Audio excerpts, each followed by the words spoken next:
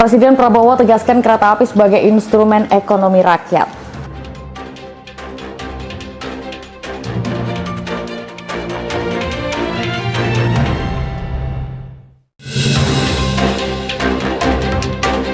BMKG sebut 54,5% wilayah Indonesia telah memasuki musim kemarau.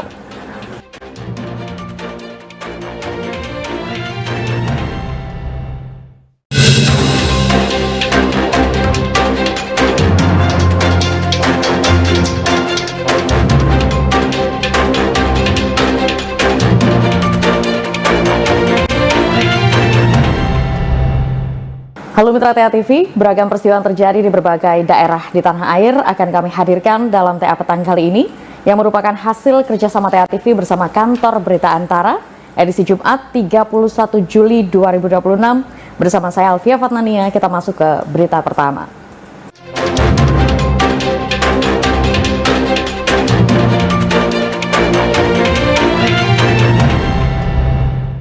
Presiden Republik Indonesia Prabowo Subianto mengatakan bahwa kereta api adalah instrumen ekonomi rakyat sehingga harus memberikan manfaat yang besar bagi rakyat.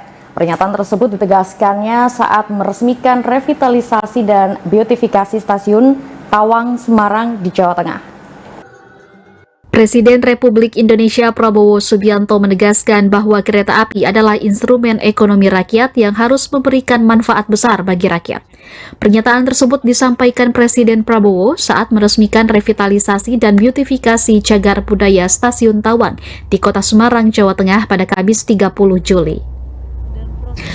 Pada kesempatan ini, Prabowo meminta pihak PT KAI terus memberi pelayanan bagi rakyat termasuk di kota-kota kecil. Selain memperkuat konektivitas antar daerah, menurut Prabowo, jaringan kereta api memiliki peran strategis dalam menggerakkan perekonomian nasional sekaligus mendukung pengembangan sektor pariwisata. Kereta api adalah instrumen sesungguhnya daripada demokratisasi ekonomi. Kereta api harus melayani rakyat, sehingga di banyak negara kereta api itu dianggap public service, tidak semata-mata mengejar keuntungan, tetapi harus efisien. Presiden Prabowo Subianto juga meminta PT KAI memperbesar investasi di sektor perkereta-apian, termasuk memperkuat keselamatan perjalanan dengan pembangunan pintu perlintasan otomatis di titik-titik rawan kecelakaan. Tim Kantor Berita Antara mewartakan. Presiden Prabowo Subianto memimpin akad massal 62.000 unit kredit pemilikan rumah atau KPR subsidi secara nasional di perumahan Puri Delta City Site, Desa Kaliwareng, Kecamatan Warungasem, Kabupaten Batang, Jawa Tengah. Kegiatan tersebut juga dirangkai dengan penyaluran kredit usaha rakyat atau KUR perumahan senilai 880 miliar rupiah sebagai bagian dari percepatan penyediaan hunian layak bagi masyarakat berpenghasilan rendah. Presiden Prabowo Subianto memimpin langsung akad massal sebanyak 62.000 unit kredit pemilikan rumah atau KPR subsidi secara nasional di Desa Kaliwareng, Kecamatan Warungasem, Kabupaten Batang, Jawa Tengah, Kamis 30 Juli. Program nasional tersebut juga dibarengi dengan penyaluran kredit usaha rakyat atau KUR perumahan senilai 880 miliar rupiah. Pemerintah menargetkan program ini mampu memperluas akses masyarakat berpenghasilan rendah terhadap hunian yang layak. Dalam sambutannya, Presiden menegaskan masalah perumahan merupakan kebutuhan yang sangat vital bagi masyarakat. Menurutnya, pemerintah akan terus mempercepat pembangunan rumah rakyat dengan berbagai terobosan agar hasilnya dapat lebih cepat dirasakan. Kita akan belajar dari pengalaman beberapa negara. Ya. Kita, kalau bangsa kita mau bangkit, mau transformasi, kita tidak boleh malu untuk belajar dari siapapun. Saya tertarik, ada pengalaman sebagai contoh, pengalaman bangsa India. Mereka mampu membuat rumah, 40 juta rumah dalam 12 tahun. Jadi kira-kira 3 juta rumah setahun. Ini saya sedang pelajari bagaimana caranya. Ada teknik-teknik tertentu. Dan ini bisa kita coba.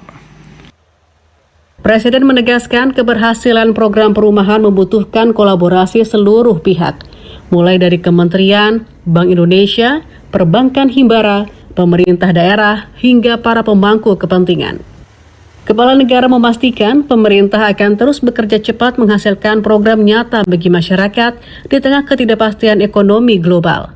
Efisiensi anggaran dan pencegahan kebocoran juga menjadi bagian penting dalam menjaga ketahanan nasional. Dari Kabupaten Batang, Jawa Tengah, Yusuf Fatoni, Kantor Berita Antara mewartakan. Pemerintah tambah fasilitas diagnosis untuk kendalikan TBC. Informasinya hadir sesaat lagi. Usai jeda berikut tetap bersama TA Petang.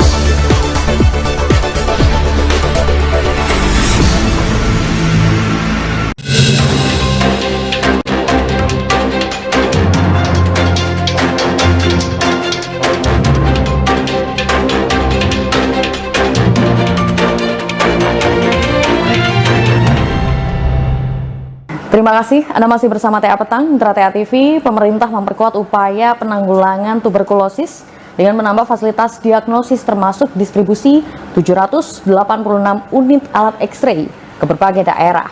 Langkah tersebut dibarengi pelacakan kontak serumah dan pemeriksaan kesehatan gratis di lebih dari 53.000 lokasi. Pemerintah menargetkan deteksi kasus TBC dapat dilakukan lebih cepat. Pemerintah terus memperkuat upaya penanggulangan tuberkulosis TBC melalui kolaborasi lintas kementerian dan pemerintah daerah.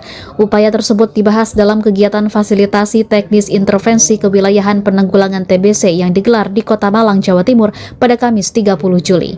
Wakil Menteri Kesehatan Benjamin Paulus Octavianus menegaskan penanganan TBC memerlukan langkah luar biasa. Menurutnya, Indonesia masih menjadi salah satu negara dengan beban kasus TBC yang tinggi, sehingga dibutuhkan kerjasama seluruh pihak. Secara nasional, capaian penemuan kasus TBC meningkat dari 48% pada tahun 2020 menjadi lebih dari 80% pada tahun 2025. Untuk mempercepat deteksi kasus, pemerintah memperkuat pelacakan kontak serumah dengan pasien TBC. Pemeriksaan kesehatan gratis juga dilakukan secara serentak di lebih dari 53.000 lokasi di seluruh Indonesia. Pemerintah turut memperkuat fasilitas diagnosis dengan mendistribusikan 786 unit alat X-ray ke berbagai daerah.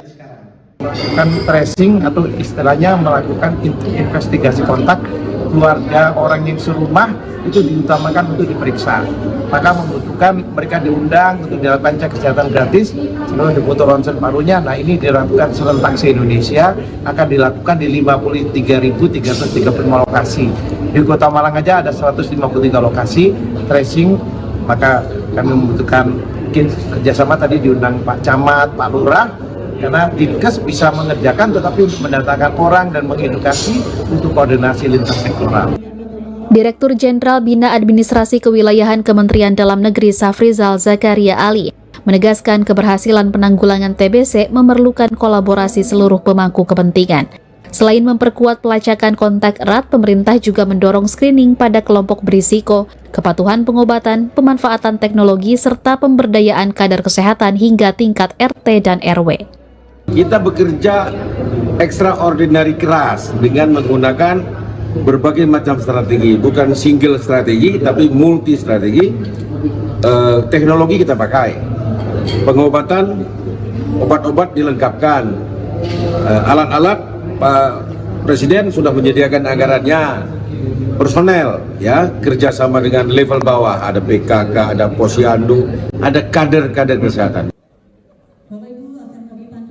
Melalui kolaborasi lintas sektor, pemerintah berupaya mempercepat deteksi kasus, meningkatkan kepatuhan pengobatan, dan menekan angka tuberkulosis demi mencapai target eliminasi TBC di Indonesia. Dari Malang, Jawa Timur, Ahmad Saif Hajarani, Kantor Berita Antara, mewartakan.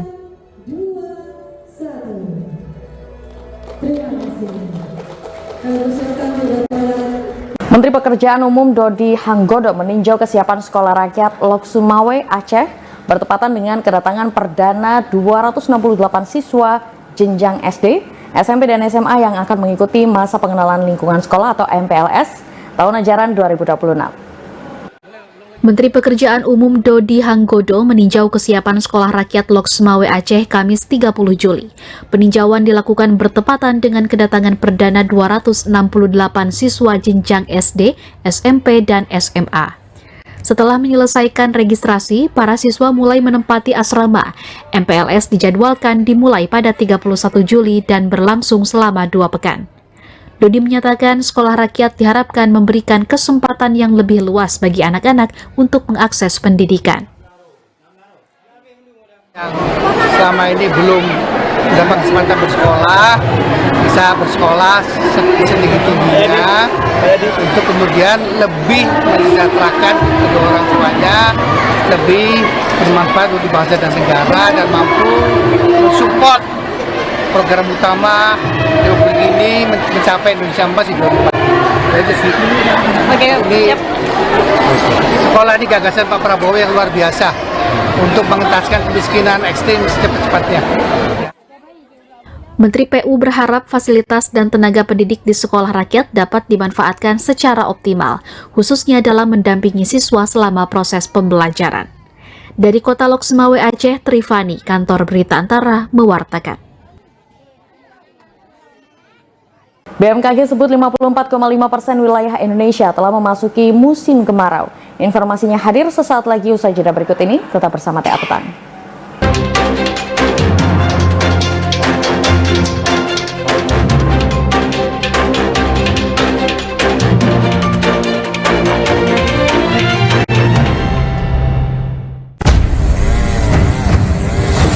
Setiap detiknya, dunia kehilangan beberapa titik pohon di hutan. Manusia serakah membuat rusaknya ekosistem hutan sebagai penahan air. Banyaknya hutan yang rusak akan membuat penurunan kualitas oksigen di muka bumi ini. Kurangi konsumsi air, manfaatkan lahan kosong untuk penghijauan. Biasakan buang sampah pada tempatnya.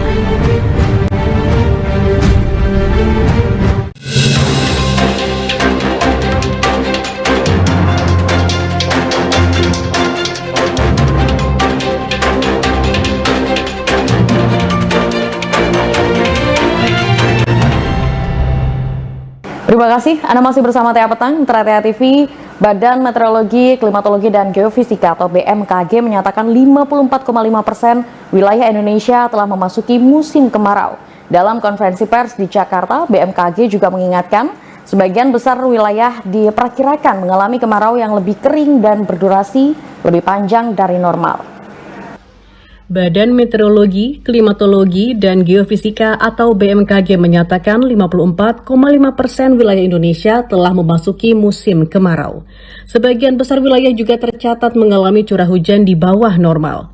Dalam konferensi pers di Jakarta, Kamis 30 Juli, Deputi Bidang Klimatologi Arda Sena Sopa Heluwakan menjelaskan wilayah di bagian selatan Katulistiwa telah memasuki musim kemarau sejak Juni.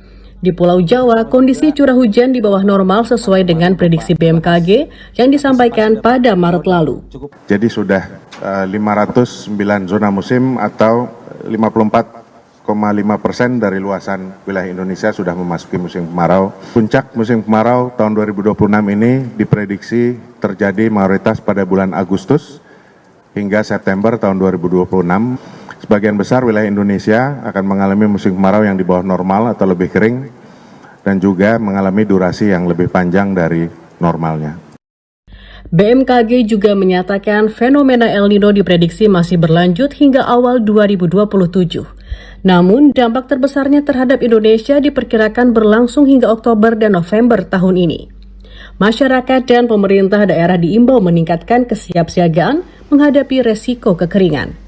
Dari Jakarta, Niko Anggriawan, Kantor Berita Antara mewartakan.